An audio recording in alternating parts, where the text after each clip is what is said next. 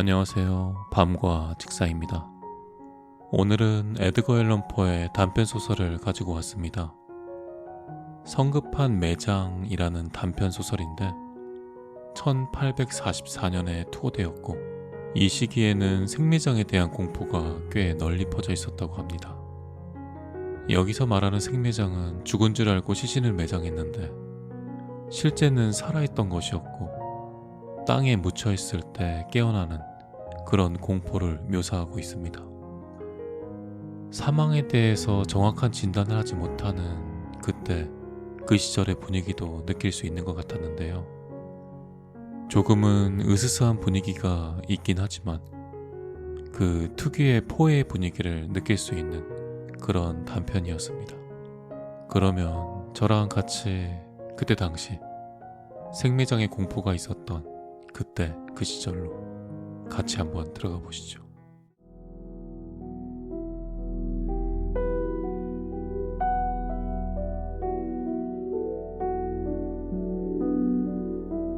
관심은 쏠리지만 정당한 허구로 보기에는 너무나 끔찍한 이야기들이 간혹 존재한다.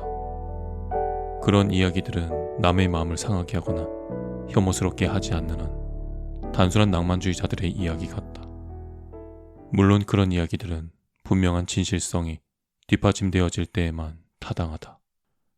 예를 들어 우리는 성 바돌롬의 죽일의 대학살 또는 캘커타의 블랙홀에서 발생한 123사람의 죄수가 질식사한 사건 때문에 심한 고통을 느끼며 전율한다.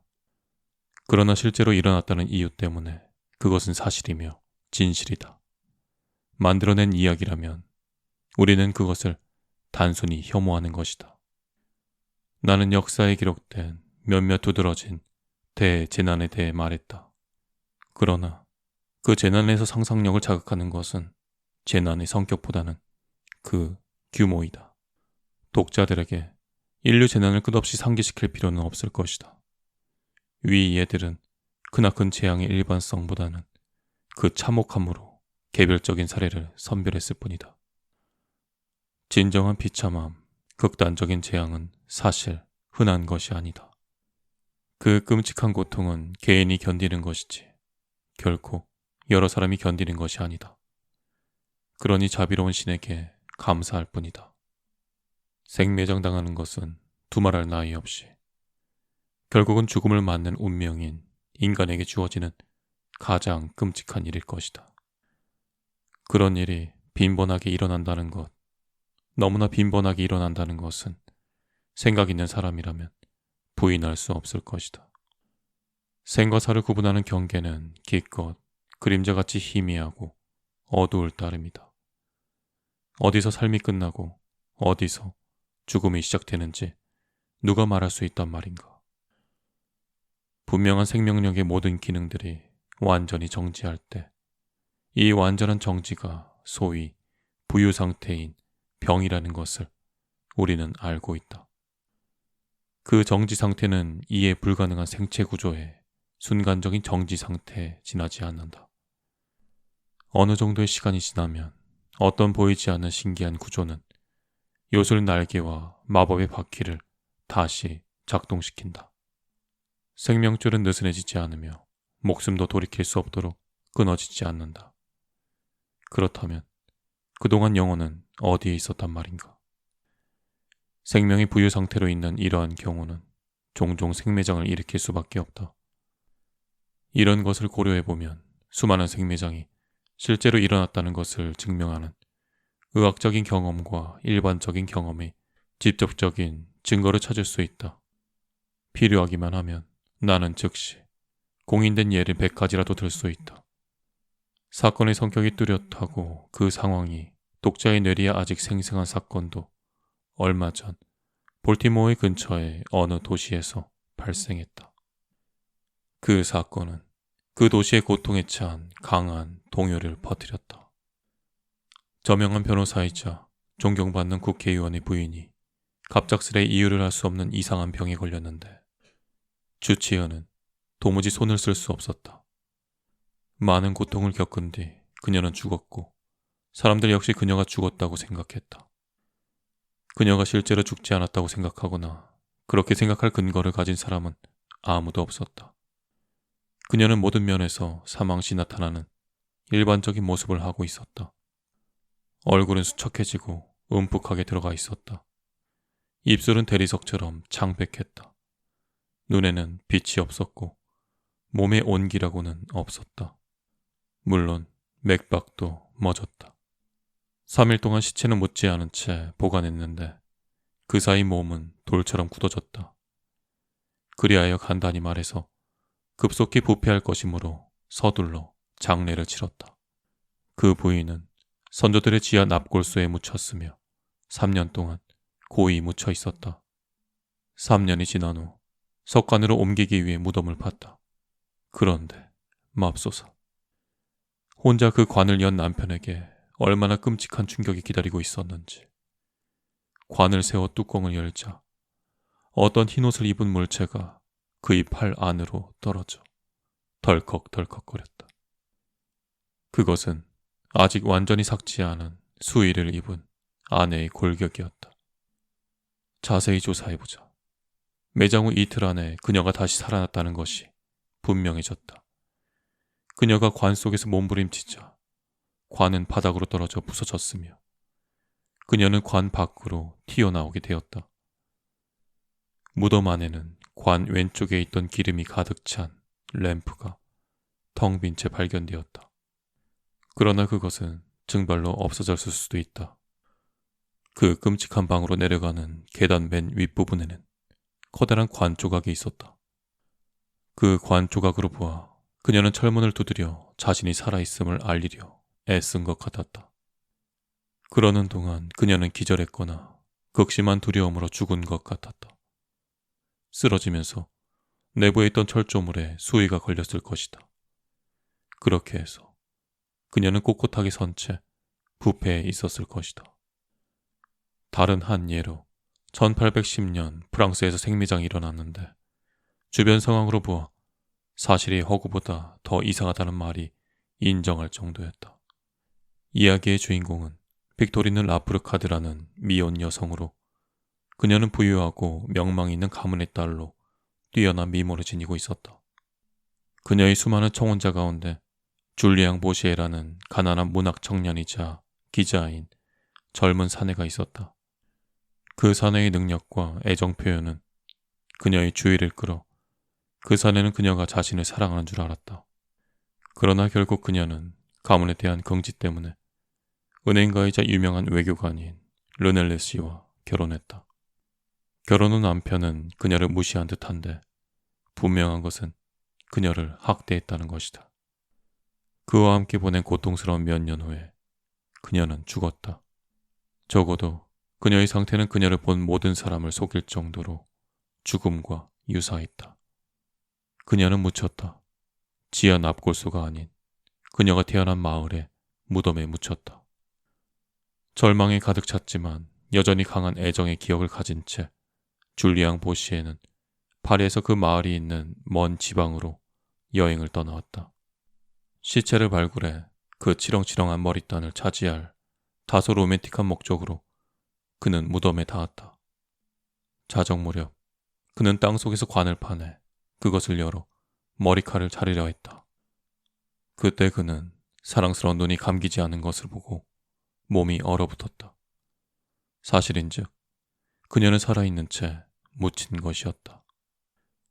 그녀는 그의 애무를 받고 혼수 상태에서 깨어났다. 혼수 상태를 죽음으로 착각한 것이다. 그는 그녀를 안고 그 마을에 있는 자신의 숙소로 미친 듯 되돌아왔다. 그는 적지 않은 의학적 지식으로 몇몇 강력한 치료법을 발휘했다. 결국 그녀는 다시 살아났다. 그녀는 자신을 살려준 그를 알아보았다. 그녀는 서서히 좋아져 원래의 건강을 되찾을 때까지 그와 함께 머물렀다.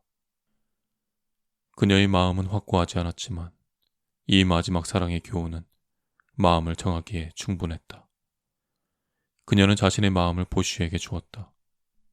그녀는 남편에게 되돌아가지 않고 자신이 되살아난 사실을 숨긴 채 보시에와 함께 미국으로 건너갔다. 시간이 지나 사람들이 그녀의 모습을 알아볼 수 없었다고 생각하여 20년 후 두 사람은 프랑스로 돌아왔다. 그러나 그들의 생각은 옳지 않았다. 첫 만남에서 르넬르 씨는 그녀를 알아보고 부인을 되돌려달라고 요구했기 때문이다. 이 요구를 그녀는 거부했으며 법정도 그녀의 거부를 인정했다.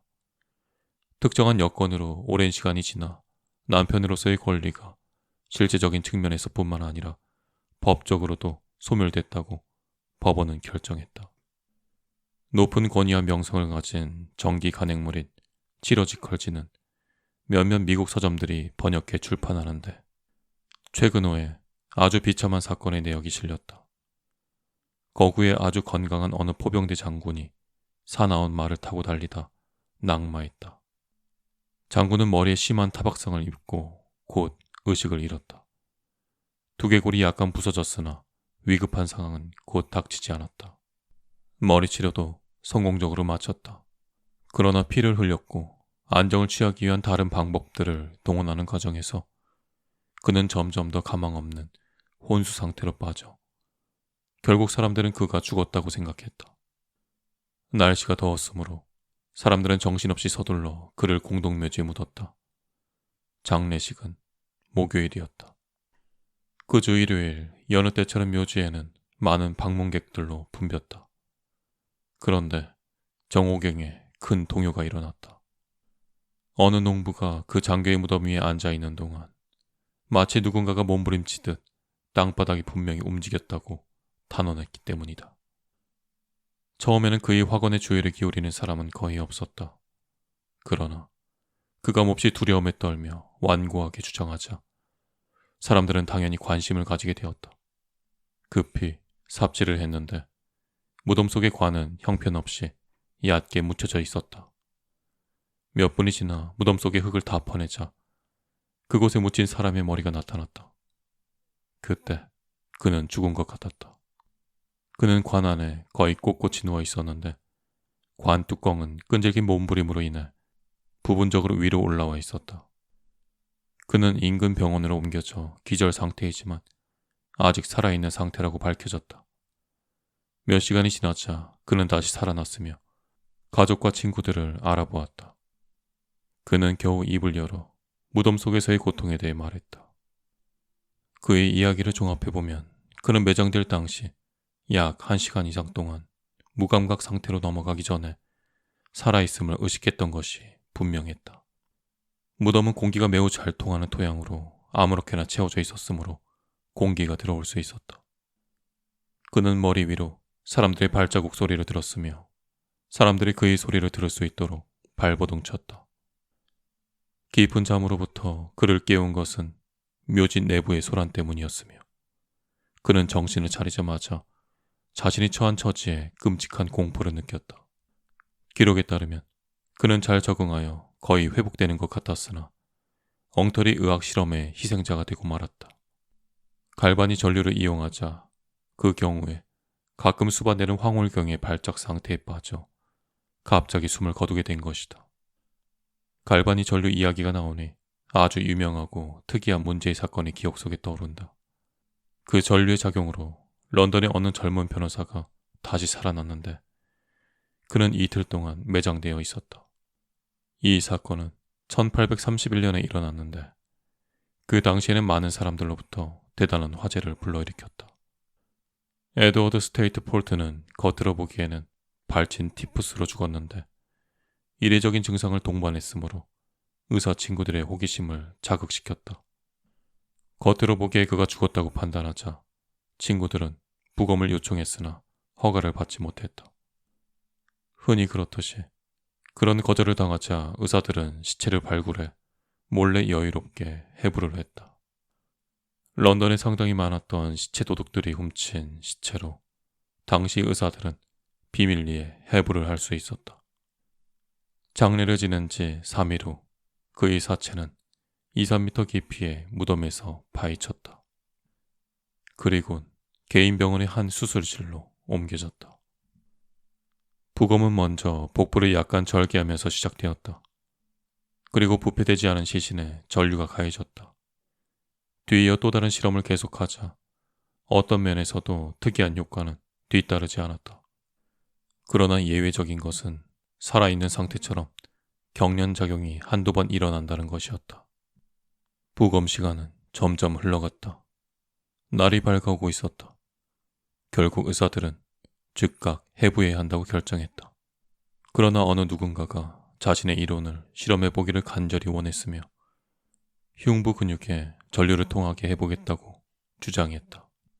상처를 내고 서둘러 전선을 갖다 댔다. 그러자 시신은 마치 완치된 환자처럼 서서히 테이블에서 일어나 수술실 한가운데로 걸어갔다.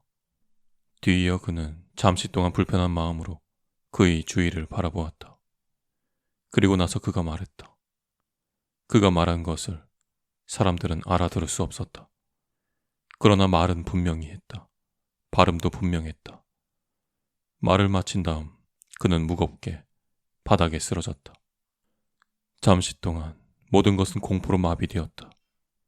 그러나 사태가 사태인 만큼 그들은 정신을 가다듬었다. 스테이플턴은 비록 기절 상태이지만 살아있는 것이 분명했다.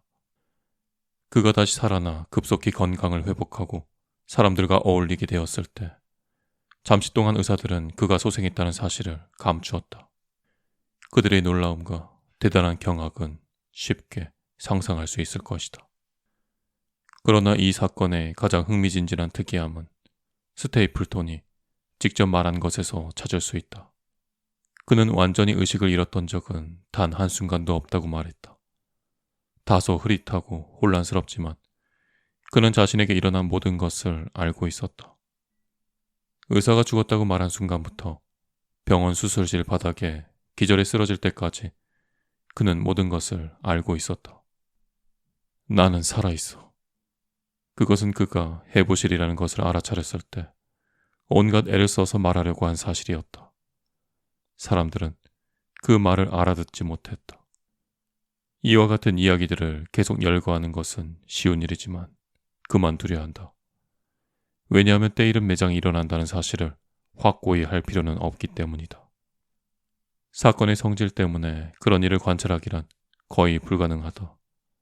그러나 우리가 알아채지 못한 채 그런 일이 빈번히 일어난다는 것을 인정해야 한다. 사실 두개골이 제자리에 발견되지 않을 만큼 끔찍한 의구심을 불러일으킬 정도로 무덤이 파헤쳐지는 일은 거의 없다. 의구심도 끔찍하지만 죽음은 더욱 끔찍하지 않은가. 죽기 이전에 매장당하는 것만큼 몸과 마음이 극도의 고통을 불러일으키는 것은 없다는 점은 쉽게 단언할 수 있다. 참을 수 없는 폐의 압박, 축축한 흙에 숨막히는 냄새, 칠흑 같은 밤의 어두움, 가라앉은 바다와 같은 침묵, 보이지 않지만 느낄 수 있는 벌레들의 존재. 이런 것들과 함께 위에 있는 공기와 풀에 대한 생각, 이 운명을 알 수만 있다면 날아와서 구해줄 절친한 친구들에 대한 기억. 그러나 이 운명은 절대 알릴 수 없다는 것과 실제로는 죽었다는 가망 없는 상황에 대한 인식. 이러한 생각들을 하면 아직도 박동하는 가슴은 끔찍하고 견딜 수 없는 공포 때문에 상상의 날개를 펼 수 없다. 세상에 그와 같이 고통스러운 일은 없을 것이다. 지옥 바닥에서도 그보다 끔찍한 것은 상상할 수 없을 것이다. 그러므로 이 같은 소재에 대한 이야기들에는 누구나 깊은 관심을 갖는다. 그러나 이 관심은 소재 자체가 극도로 공포에 차 있기 때문에 언급된 문제를 사실로 믿는 우리의 믿음에 달려있다. 이제 내가 말하려 하는 것은 내가 직접 아는 이야기이며 분명한 나 자신의 경험이다. 몇 년 동안 나는 이상한 증상에 시달렸는데 의사들은 확실한 용어가 없어 내 병을 강직증이라고 불렀다. 즉각적이고 만성적인 병이지만 실제적인 진단법은 여전히 미스터리였으며 분명하고 확연한 증상은 충분히 잘 이해되고 있었다. 그 증상은 대부분 이렇게 나타났다.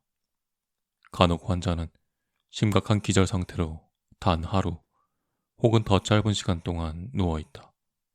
환자는 의식을 잃고 겉으로 보기에는 아무런 움직임이 없다. 그러나 심장 박동은 여전히 희미하게 느낄 수 있다. 약간의 온기는 남아있다. 뺨에는 엷은 홍조가 남아있다. 입술을 들여다보면 느릿하고 순조롭지 않은 폐의 움직임을 관찰할 수 있다. 그리고는 혼수 상태가 몇 주씩, 심지어 몇 달씩 지속되기도 한다. 아무리 자세히 조사하고 아무리 엄격한 의학적 조사를 해도 고통받는 사람의 상태와 우리가 절대적인 죽음이라고 생각하는 것 사이에 어떤 실제적인 차이를 분명히 말할 수는 없다. 이전에 강직증에 시달렸으며 무엇보다 외형적으로 시체가 부패하지 않는다고 의심한 주변 사람들에 의해 때이른 매장에서 구출된 사람은 흔치 않게 볼 수 있다. 다행히 질병은 서서히 발전한다. 최초의 증상은 나타나기는 하지만 분명하지 않다. 발작은 횟수를 거듭함에 따라 분명해지고 지속되는 시간도 더 길어진다. 여기에 바로 매장으로부터 중요한 구출 원칙이 있다. 첫 번째 발병이 극도로 심한 불운한 사람들은 필연적으로 살아있는 상태에서 무덤으로 인계되기 마련이다. 나 자신의 경우는 의학서적에 언급되어 있는 경우들과 특별히 다른 점은 없었다. 종종 나는 어떤 분명한 이유도 없이 서서히 부분적인 졸도와 기절 상태에 빠져들었다.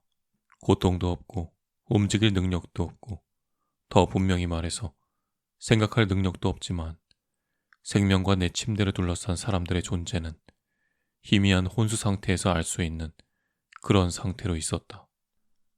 그러자 질병의 위기가 다시 닥쳐와 갑자기 완벽하게 인식할 수 있었다. 때로 나는 급속도로 지독한 고통을 느꼈다.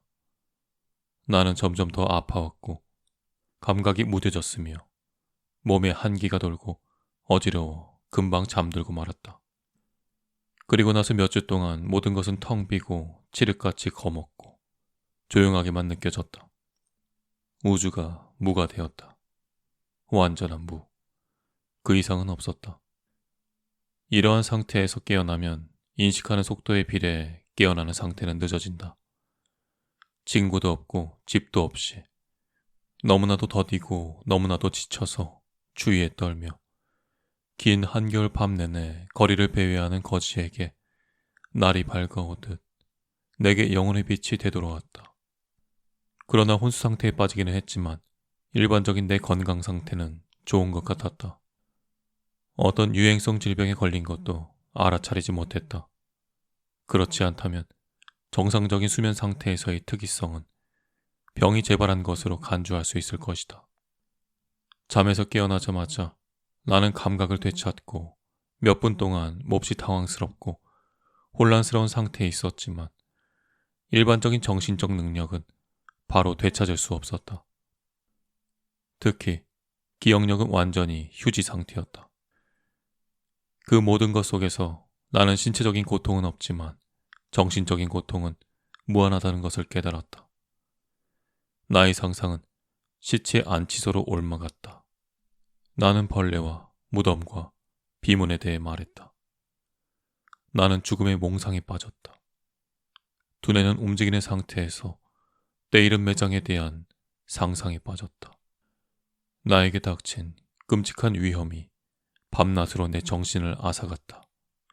낮에는 생각의 고통이 몹시 심했으며 밤에는 극에 이르렀다. 음산한 어둠이 땅에 퍼질 때면 나는 모든 생각의 공포로 몸을 떨었다. 연구차 위에 깃털처럼 몸을 떨었다. 자연스럽게 서서히 다시 깨어날 때 나는 몸부림치며 잠들려 했다. 일어나자마자 무덤의 주인이 되어 있는 나 자신을 발견한다는 생각만으로도 몸을 떨었기 때문이다. 그리고 결국 잠으로 빠져들면 즉시 환영의 세계에 빠졌다. 그리고 그 세계 위로 검은 담비로 된 거대한 날개를 들이우고 무덤에 대한 생각 위를 떠다녔다. 꿈속에서 그렇게 나를 억눌렀던 수많은 음울한 이미지들로부터 나는 단 한 가지의 외로운 모습만을 골라 기억했다.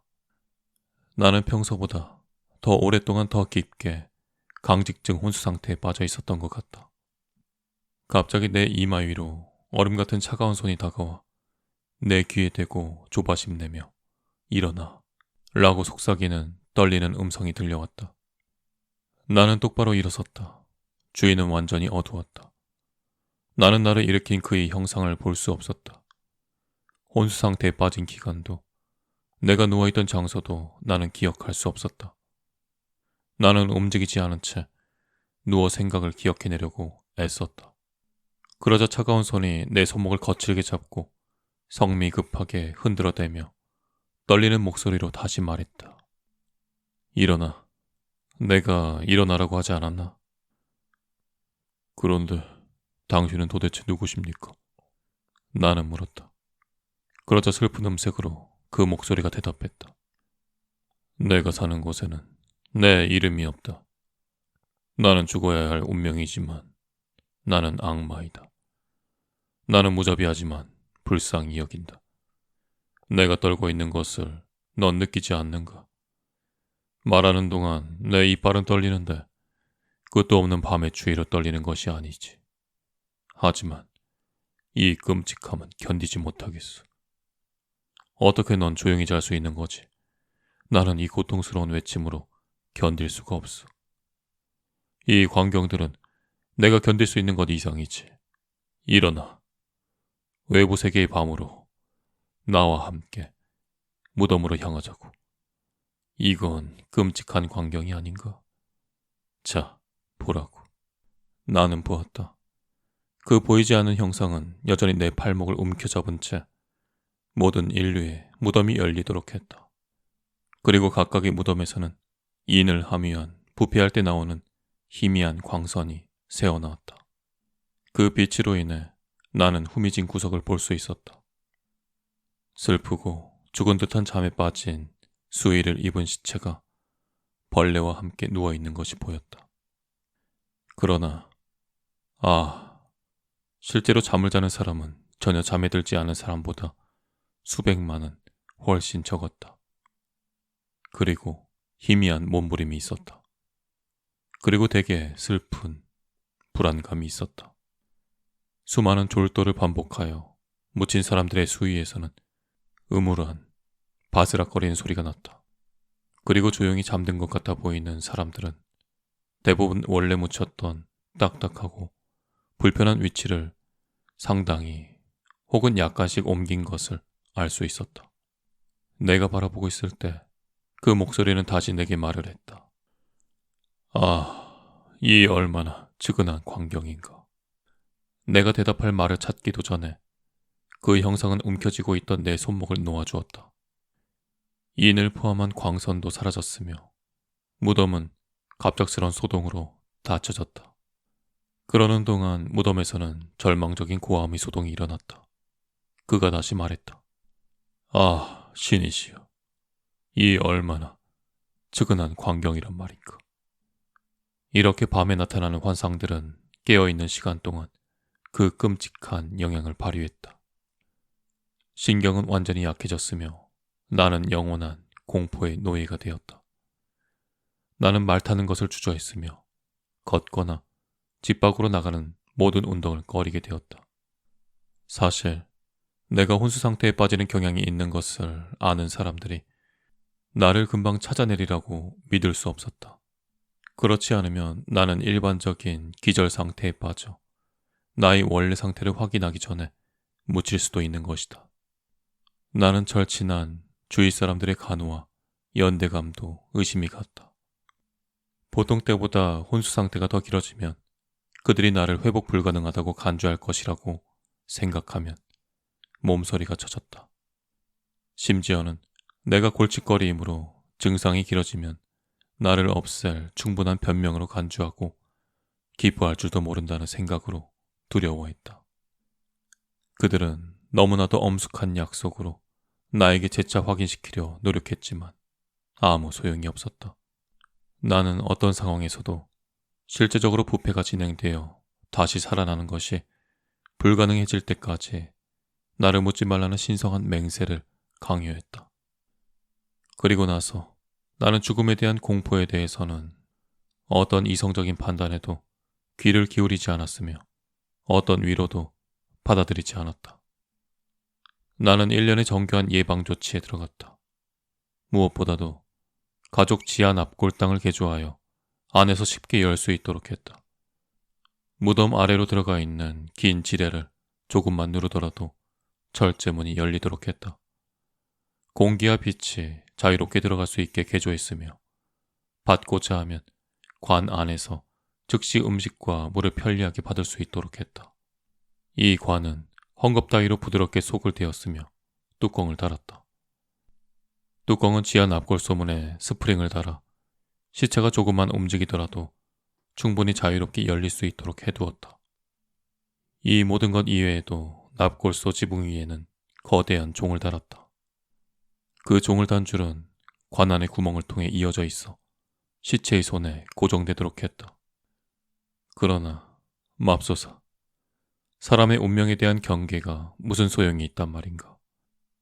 이렇게 잘 고안된 안전장치도 생매장이라는 극도의 고통에 처할 운명을 구하기에는 충분하지 않았다. 예전에 그랬던 것처럼 나는 완전히 의식을 잃은 상태로부터 살아있다고 희미하고 불분명하게 느끼는 상태로 빠졌다. 서서히 느릿느릿한 거북과 같이 점차적으로 희미한 회색 아침이 다가왔다. 무신경한 불안함, 둔한 고통에 무감각한 인내, 어떤 치료도 희망도 노력도 없었다. 그리고 나서 긴 시간이 지난 이후 귓속에 울림이 있었다. 그리고 나서 더 긴 시간이 지난 후 매우 따끔하게 쑤시는 감각이 있었다. 그리고 나서 영원한 것 같은 기분 좋은 정적이 흘렀다. 그동안 일어나려는 몸부림이 온몸으로 느껴졌다. 그리고 나서 다시 짧은 시간 동안 존재하지 않는 것 속으로 빠져들었다. 그리고 나서 갑자기 회복되었다. 드디어 눈꺼풀이 약하게 떨렸고 그와 동시에 끔찍한 전기 충격기와 관자놀이로부터 심장으로 피를 통하게 했다. 그리고 최초로 애써 생각하려고 기억하려고 노력했다. 그러자 부분적이고 순간적으로 기억할 수 있었다. 그리고 이제 기억력은 내가 나의 상태를 인지할 수 있는 영역까지 회복되었다. 나는 그냥 잠에서 깨어난 것이 아니라고 느꼈다.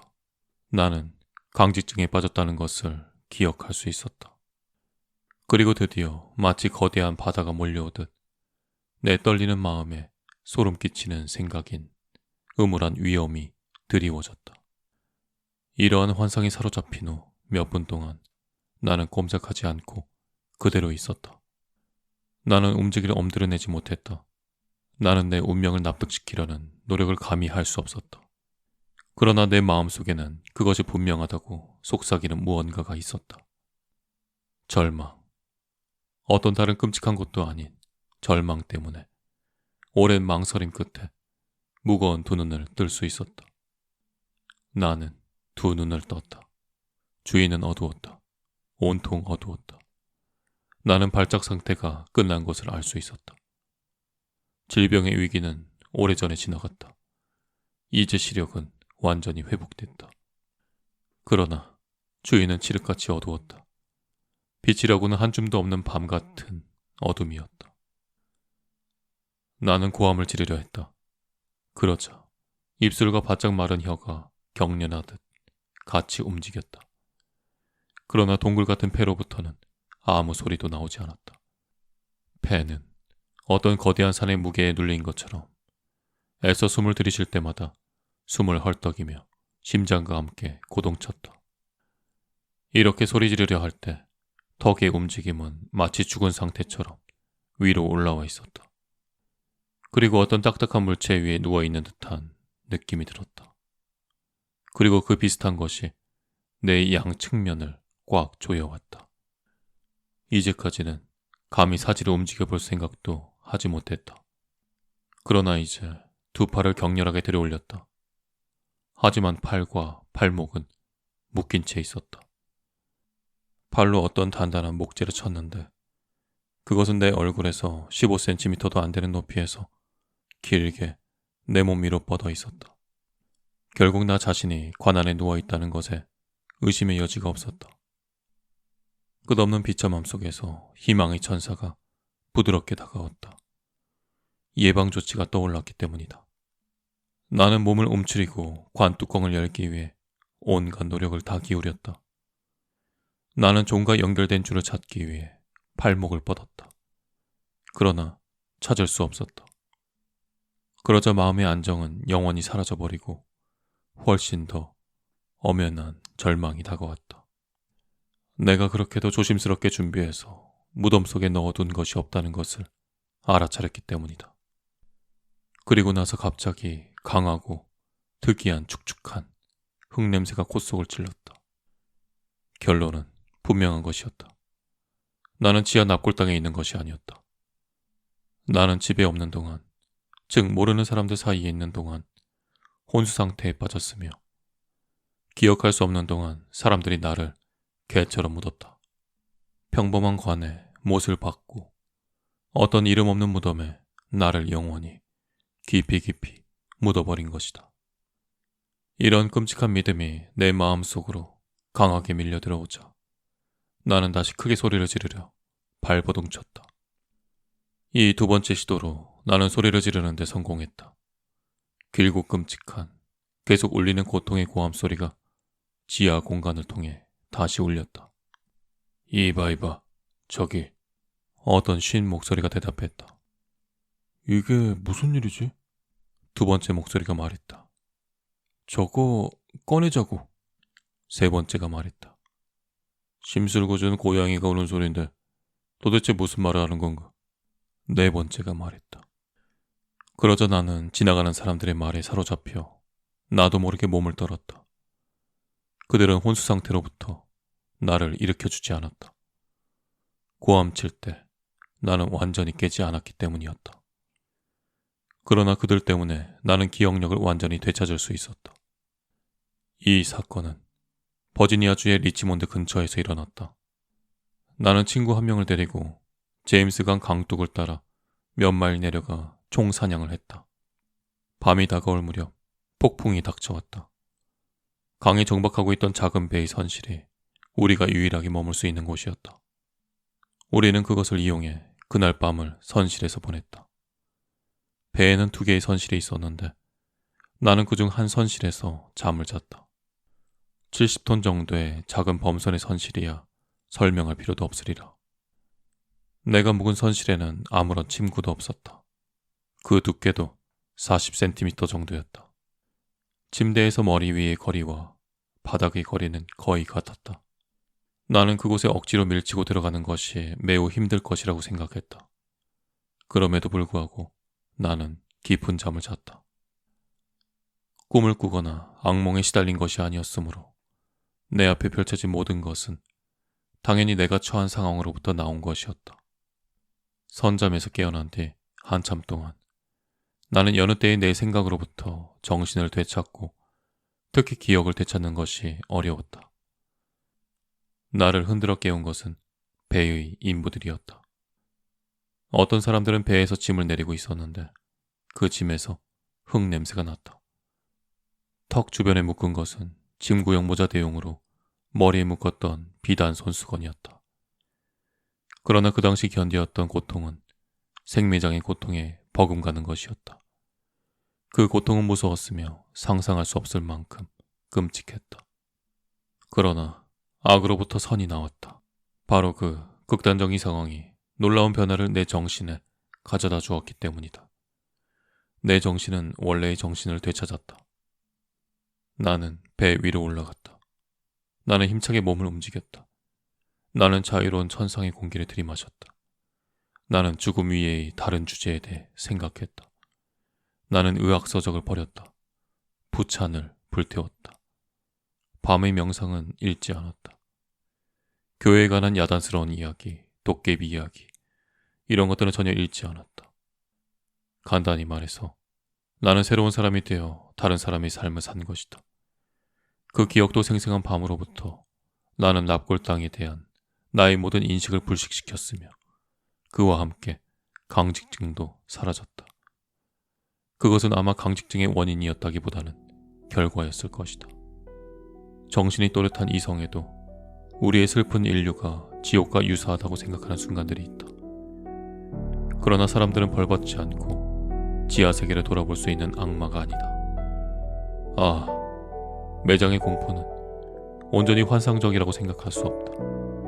그러나 지옥 아래까지 여행하는 악마들처럼 그 공포는 잠들어야 한다.